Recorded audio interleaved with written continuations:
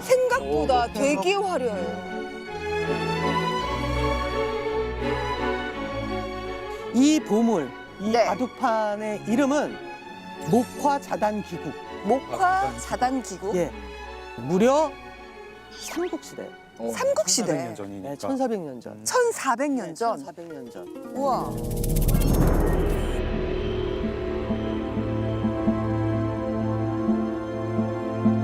아 근데 이제 아까 이제 1400년 됐다고 얘기를 했잖아요. 사실 1400년 전에 이런 게 있었어. 이게 이제 좀 신기한 건데 네. 반대편에서 뭐냐면 이 나무의 재질을 분석을 해보니까 이 자단나무인데 스리랑카산이라는 거예요. 스리랑카. 네, 그래서 실제로 뭐 스리랑카산 자단목 중에는 뭐 정말 10년에 1cm 자라는 그러니까 정말 그 밀도가 있게 아주 오랜 시간 자라는 명품 나무들이 아, 있대요. 그런 나무가 있는데 처음 알았어요.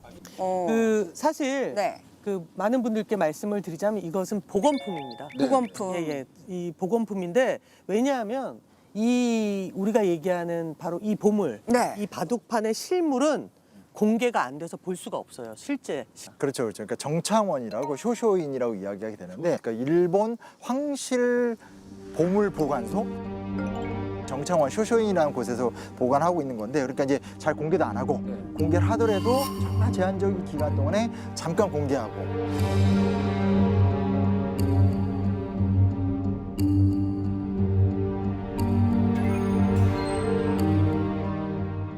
근데 이 바둑판은 공개될 때부터 엄청난 논란이 있었다고 그래요. 왜요? 왜요? 이렇게 정밀하고 멋진 보물 바둑판을 만들어낼 정도의 예술성, 기술, 국력을 가진 나라가 어디냐, 어디예요? 어딜까 어디예요? 궁금했는데 바둑을 두는 나라? 그러면 우리나라. 또 중국. 중국. 또 일본도 그렇죠. 바둑을 그렇죠. 두죠. 그런데 다른 데는 모르겠어요. 여기에 놀라운 힌트가 이 바둑판 자체에 숨겨져 있어요. 여기 안에 있다고요? 이걸 화점이라고 한다고. 화점. 예, 화점이 몇 개인지 한번 세어보실래요? 1000원이라고 하는 화점. 17개인 것 같은데. 그렇죠. 17개. 화점이 17개 있다는 사실 자체가 굉장히 큰 힌트가 되죠. 지금 왜요? 현대 바둑판은 사실 화점이 17개 있지 않아요. 몇 개가 있죠? 9개가 있어요. 9개.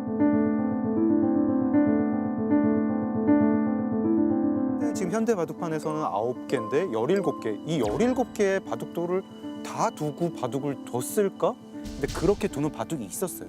그게 뭐냐면 네. 바로 우리의 고유의 바둑인 순장 바둑.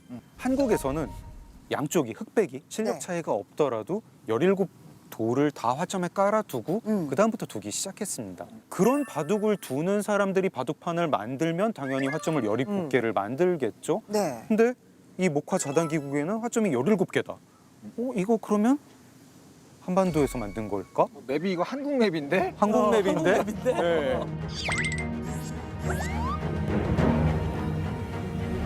거기다가 10여 년 전에 또 하나의 사건이 벌어집니다. 바로 쇼쇼인의 사무실에서 이상한 점을 하나 발견하게 되는데 서랍 안쪽이 비었는데도 바둑판 무게가 많이 나간다 싶은 거예요. 이상하게 무거운데? 네. 서랍 안쪽이 이상하다. 비었는데? 비었는데도. 어. 그래서 이상하다 싶어서 내시경으로 들여다봤더니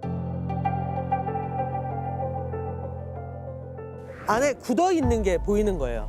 어허. 그게 송진이 굳어 있었대요. 송진이. 네. 그러니까 이제 자단나무 바깥으로 이제 소나무를 댄 거죠. 네. 그래서 그 송진이 굳어 있었대. 근데 그 송진이 어디서 왔는지를 보면 좀 더 명백해지잖아요. 근데 그 기사가 나왔습니다.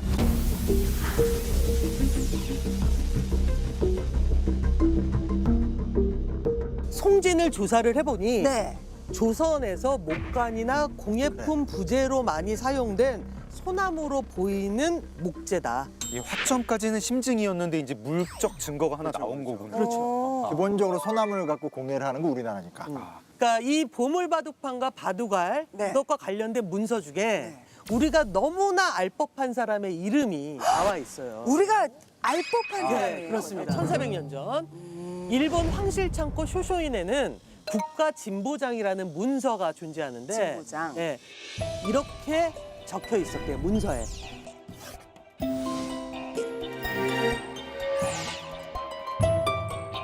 의자. 오르의 사랑자.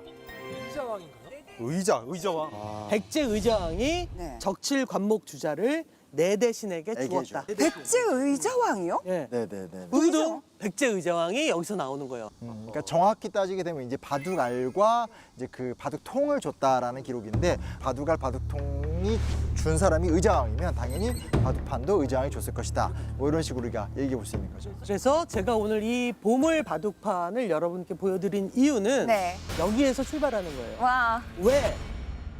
어떻게? 의자왕은 이 목화 자단 기국을 일본의 내 대신에게 선물로 주었을까?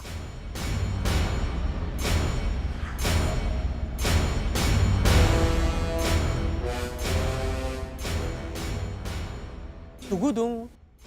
이게 1400년 전 기준으로는 진짜 초호화 물건이었을 거잖아요. 어떤 돈 많다고 할 수 있는 게 아니라 진짜 나라의 국력의 어떤 총집합인데 강력한 인상이 남기를 원했을 것이고 뭐 내가 너를 이 정도로 높게 생각해 나 이렇게 잘 나가 My name is what? My name is my name is Slim Sadie.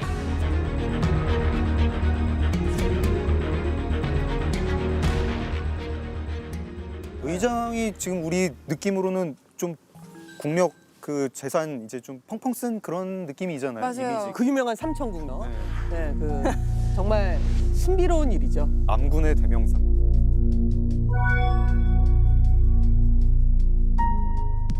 아, 삼천궁녀하면 최근에 삼천궁녀가 사실이 아니다라는 거 다 알고 있잖아요. 이 유언비어가 어떻게 나왔냐. 아니, 유언비어가 가보신 분들은 알지만 3,000명이 뛰어내릴 수 있는 공간이 안 돼요. 그리고 뛰어든다고 그렇게 쉽게 죽을 공간도 아니고.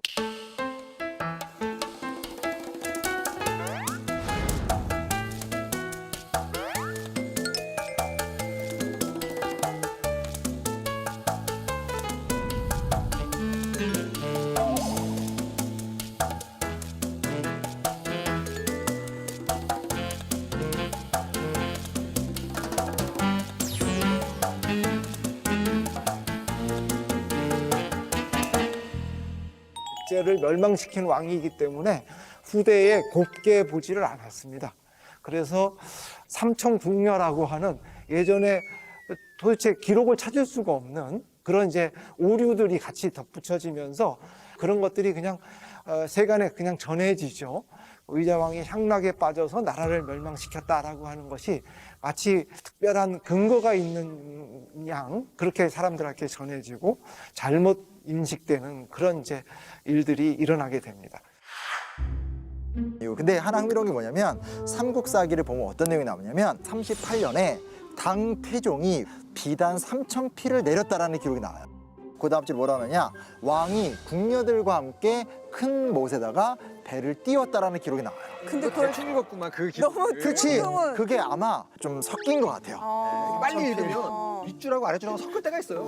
아, 누군가 한문을 잘 모르는. 그렇죠, 그렇죠. 그러니까 어떤 기록을 보더라도 삼천궁녀가 뛰어들어서 죽었다 이런 기록은 존재하지 않고, 그리고 실제로 이제 조선 말기로 가도 궁녀가 몇백 명이 안 되거든요. 그러니까 이 당시에 궁녀의 숫자는 훨씬 적을 수밖에 없어요. 그리고 삼천 궁녀가 안 되는군요. 더 우선. 놀라운 사실, 우리나라 어떤 사료에도 궁녀가 몇 명이다를 확인할 수 있는 또 사료도 없어요.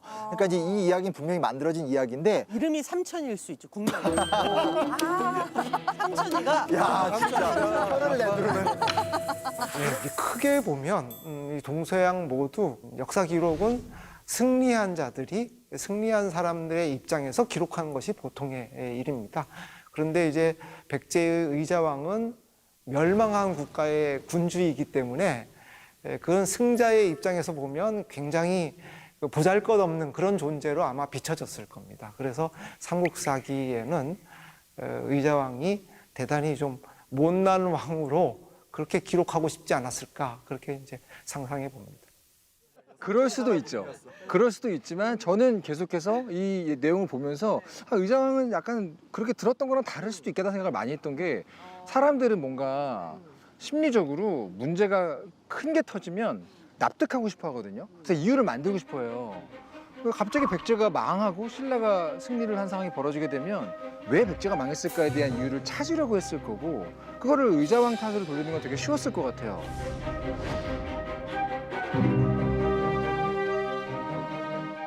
그래서 저는 사실은 제가 네. 역사를 볼 때 웹툰 작가로서 어떤 일을 주로 하냐면 다들 알고 있는 사실을 반대로 보는 노력을 많이 해요. 제가 느낀 인상은 어땠냐면 의자왕은 굉장히 인내심이 있다. 오래 기다릴 수 있는 사람이다. 이런 느낌이 들었어요. 왜 그러냐? 네. 일단 의자왕은 백제무왕의 첫째 아들을 태어났어요. 그런데 왕사자 책봉을 40살에 받아요. 굉장히 길지 않습니까? 아마 그 놀림을 많이 받았을 거예요. 야 아직도 왕자냐 뭐 이러면서. 그렇죠. 마치 예. 그 영국의 그 왕사자 같이 야 너 아직도 40살까지도 왕사자를 못 받았으면 주변에서 다들 그럼 약간 의자왕 안 될 수도 있겠는데라는 생각을 할 거 아니에요. 또 다른 파들이 만들어질 수도 있고. 그렇죠. 반면에 의자왕의 계모, 그러니까 새엄마 네. 이쪽은 진짜 유명한 집안이었어요. 대성팔족 가문의 사택 왕후였거든요. 근데 생각을 해보세요. 40이 될 때까지 왕세자 책봉을 못 받았는데 계모를 통해서 동생들은 계속 태어나요. 그러면 당연히 불안하지 않겠습니까? 이 동생들이 나를 제치고 왕세자가 될 수도 있겠다. 근데 불안하고 초조하고 화나고 그런 것들을 한 번도 남에게 들키지 않고 왕판 관리를 정말 잘했다는 기록이 있어요. 그러니까 이 기록 때문에 우리가 고민이 많은 건데 이 사람이 갑자기 나빠지거든요. 왜냐하면 초기의 기록들을 보면 이 사람에 대해서 의자왕에 대해서 해동증자라고 딱 이제 표현을 하는 거니까 해동증자. 바다 건너에 훌륭한 성인이 있다.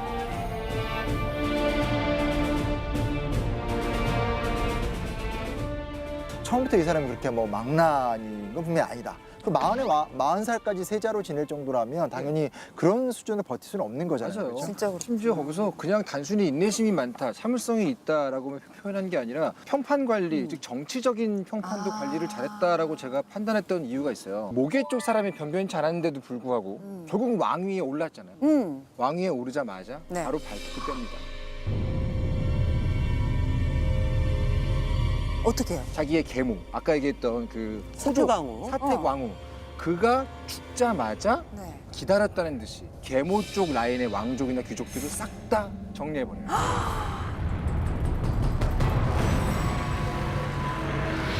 그냥 있었던 게 아니라 계속 칼을 갈고 있었던 거. 그렇죠. 아마 분명히 그 계모도 죽기 전에 야 의자야 나 죽어도 동생들 잘 돌봐줄 거지 저 신하들 잘 보살필 거지 하면 오브 코스. 또 한 사례를 제가 한번 예를 들어볼게요. 네. 이제 너무 어떤 이 재밌다. 사람의 감각, 어떤 네. 수일기 이런 거를 보여주는 건데 644년에 백제가 한번 치욕을 당해요. 신라한테. 김유신이 백제의 성을 7개를 탈출을 합니다. 한 개도 아니고 7개를. 당시에 성 7개면은 공성전 7번을 벌여가지고 탈출했다는 건데 와. 진짜 모욕이기도 모욕이거니와 그렇지. 타격도 털었구나, 예, 정말 털은 거죠. 예. 네. 털었는데 바로 반격 안 해요. 당태종이 고구려를 공격하느라고 그 신라에서 이제 군대를 징발을 하고 이런 상황이 여건이 맞아지니까 그때 공격을 합니다. 다시 그 성 7개 그냥 순식간에 빼앗아 와요. 이런 거 보면은 적어도 뭐 그 정도 시간을 기다릴 어떤 자기 통제력 이런 건 있었던 사람 같아요. 그 심지어 요 바둑판에는 요건 내가 보기에는 상대방 접대하려고 만든 기능이 있다라는 증거도 있습니다. 엑스레이를 한번 볼게요. 엑스레이요? 엑스레이? 이걸 엑스레이일지? 이거 뭐지? 가운데 뭐 있어요?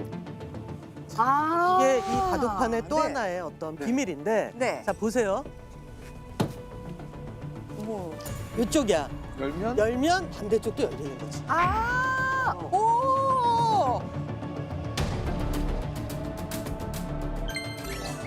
오, 신기해. 이거 지금 이 중간에 이렇게 대가 있는 게 한쪽에서 열면 한쪽도 열리는 거예요? 그렇죠. 그러니까 이거 서비스 같아요, 약간. 이 용도가 뭐냐면 딱 열면 지금 규리님이 하신 그 반응. 오 신기해 막. 이 용도. 가만히 있었는데 가만히 있었는데. 자동적으로 열린 거잖아요. 신기하죠. 배우는 느낌이 드는 기능이죠. 그렇네요. 이렇게까지 해서 바둑판을 줬을 내 대신이 과연 누구일지 그 진짜 사람. 궁금해져요. 두구둥.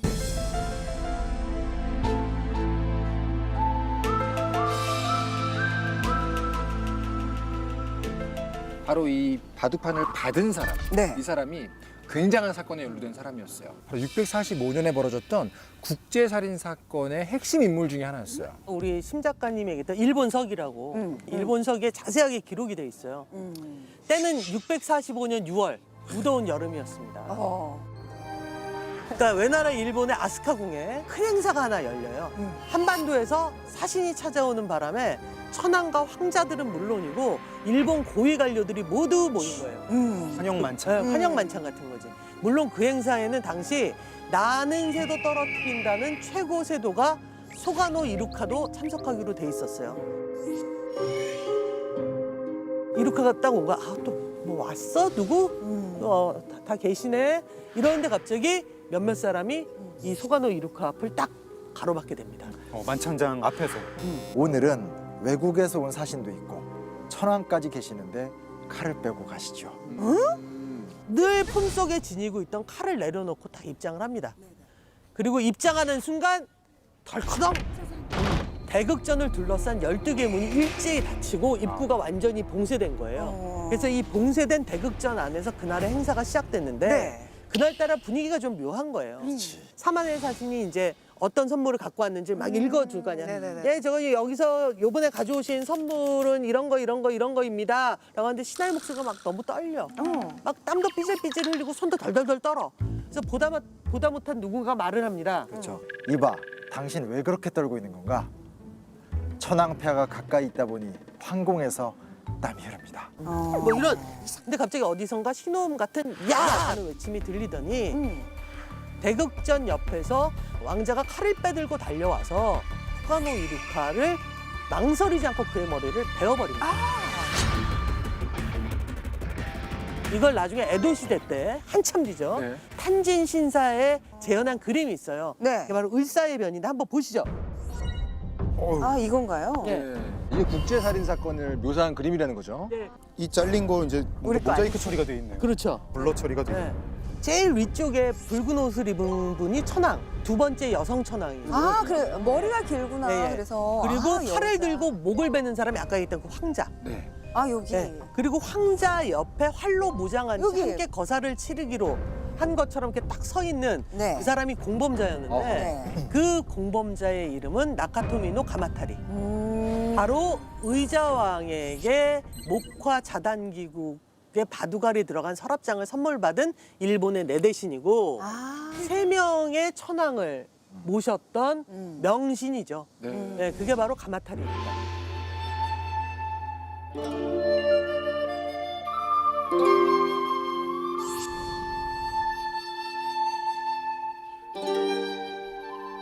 근데 왜 이 사건을 왜 국제살인 사건이라고 아까 전에 말씀하셨잖아요. 근데 왜 국제살인 사건이라고 부르게 된 거예요? 근데 이제 국제살인 사건이라고 네, 하면 너무 궁금해요.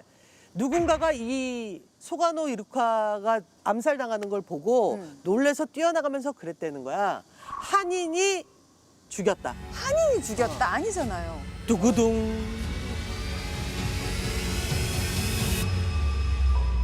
그 살인 사건이 벌어진 이유를 알기 위해서는 살해당한 소가노 이루카가 어떤 사람이었는지 좀 알 필요가 있을 것 같아요. 소가노 이루카는 한마디로 얘기하면 영원 불멸일 줄 알았던 친백제계 성향의 외에게 외교 노선을 바꿔야 한다. 과메기 먹자. 과메기도 먹고 굴비도 먹지만 과메기도 먹고 때때로 힘들면 고구려에 가서 말도 사오자. 그러니까 다변화를 원했던 사람이에요. 신라가 이때 엄청 왜 접근을 해요. 네, 그러니까 원래는 이제 문명의 교류가 백제 위주로 많이 넘어갔던 게 일반적이었다면 노선이 다분화가 되면서 백제 입장에서 이제 굉장히 좀 심각한 상황이 된 거죠. 근데 그 을사의 변이 그 상황을 완전히 바꿔버린 거네요. 마치 의자왕의 마음을 읽은 것처럼 소가노 이루카가 제거됐고 그러면 이 황자 가마타리는 권력을 잡은 다음에 뭘 했냐. 일본 조정의 친신라계 귀족들을 처단을 하고 완벽하게 친백제 일변도로 외교 노선을 바꿔버립니다.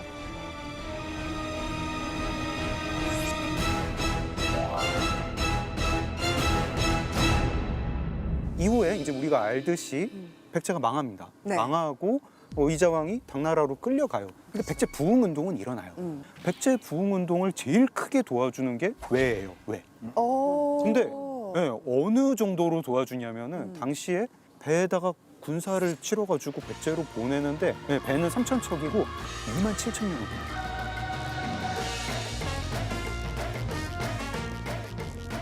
그냥 이게 어떤 규모냐 하면요. 그냥 나라 기둥을 뽑아가지고 도와주는 수준이에요. 아. 단순하게 이 정치 권력을 가진 사람들이 가라 해서 가는 것만이 아니라 어. 그 백성들도 갑시다 이 정도가 있어야지 가는 정말 거예요. 마음이 동해서. 다 같이 백제 도와줘야 하지 않을까? 이걸 다 얘기하고 있는 거예요. 정리하자면 이런 것까지는 가능한 거죠. 네.